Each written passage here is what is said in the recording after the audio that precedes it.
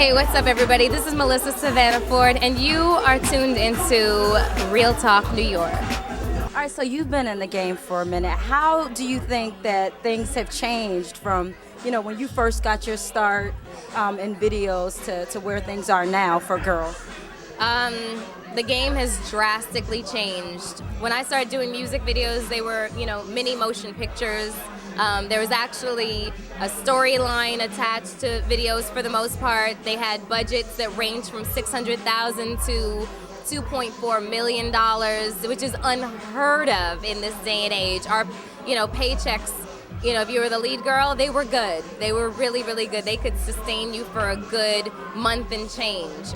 And the stigma wasn't as prevalent as it is now, the whole video hoe, video girl stigma that whatever it is that people, the notions that they walk around with in their heads, the prejudices, whatever the case is, it wasn't as prevalent as it is now.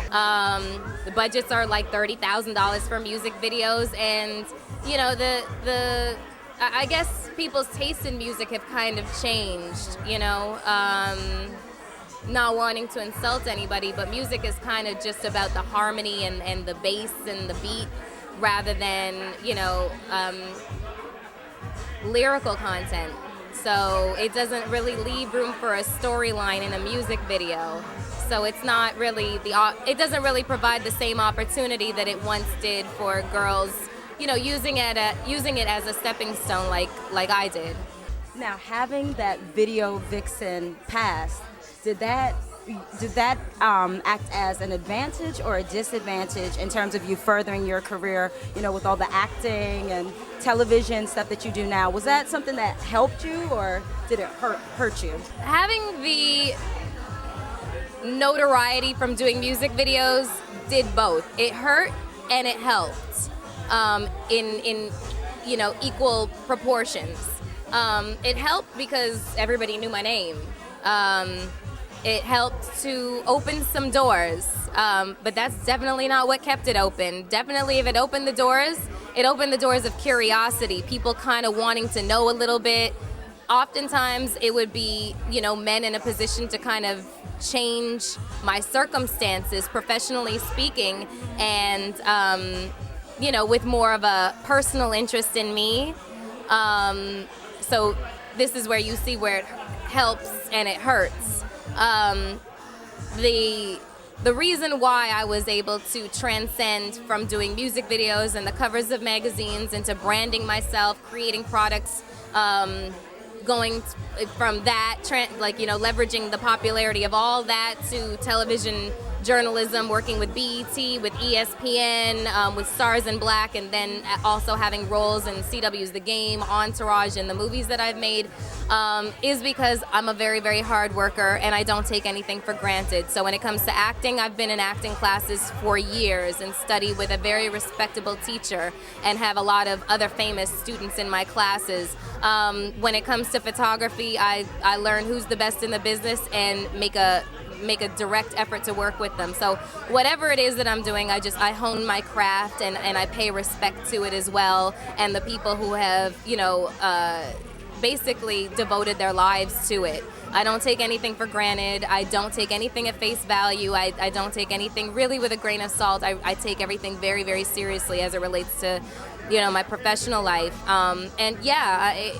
It is often hard for me to get away from the label and the stigma of, the video girl. And I'm like, I haven't done one in 5 years. Since then, I've had 2 television shows on cable TV. I've done correspondent work for ESPN, like I said, movies and other television shows. But people want to see what they want to see, and they want to, label you with what they're comfortable with and keep you inside of the box, which has since, kind of grown uncomfortable.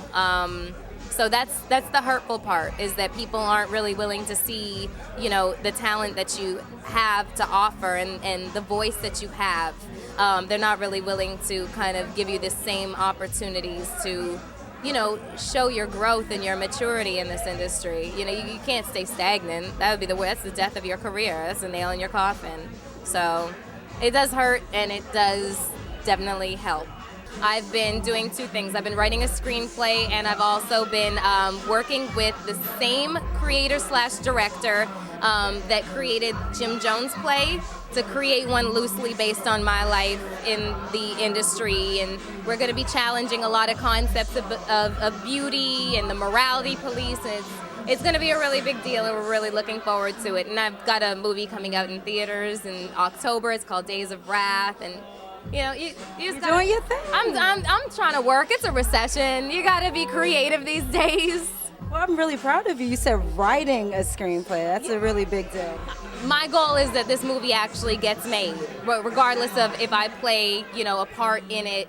I'm happy with just being writer/producer. The crazy ways that guys have tried to holler at me, there's many. I've had gifts sent to the magazines that I've worked with and the management companies that I've worked with.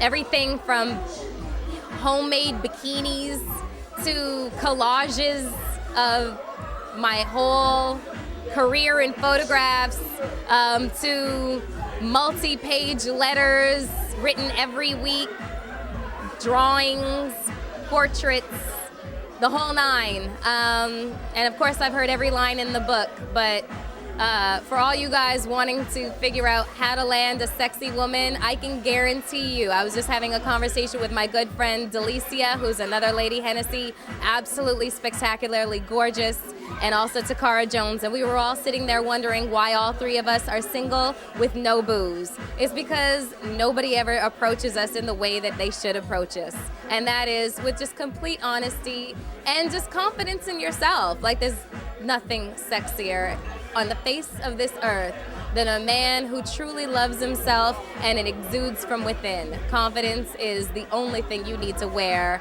when you walk into my bedroom.